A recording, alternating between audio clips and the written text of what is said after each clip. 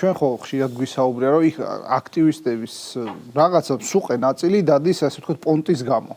ანუ რას გულისხმობ, რომ აი ვთქვათ, იქ თავისი კურსელი წავიდა, აყვა ფეხის ხმას და შესაბამისად და არის ასევე ეს ზომები არის მათი რევოლუციური მედეგობის გამოცდა, რომ შენ თუ ესეთ რუს რეჟიმს ებრძვი და რუსული რეჟიმი უნდა დაამარცხო, როგორც ისინი უწოდებენ. რა 5000 ლარი კი არა, ხალხი სიკვდილზე უნდა მიდიოდეს და რაღაცა, ხო?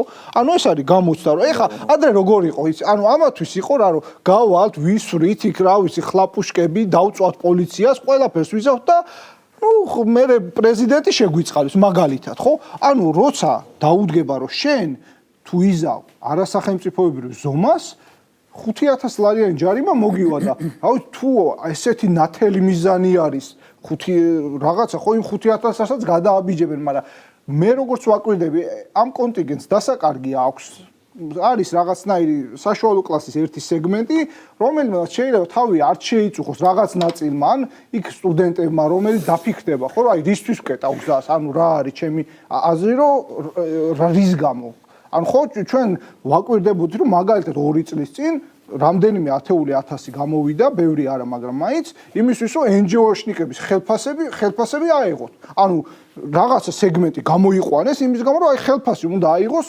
NGO-შნიკებმა და არ უნდა ჩაწერონ იმაში. ანუ ამის გამო რომ გამოსვლადი ხარ და რაღაცა სისულეების გამოკეტავ გზას. რა თქმა უნდა, შენ დაგიწესებენ თამაშს და აქ გამოჩნდება შენ იმ ნათელი იდეის ერთგული რამდენად ხარ, როგორცაც ქვია, ეგრეთ წოდებული რუსული რეჟიმის დამხობა. ძალიან მარტივია.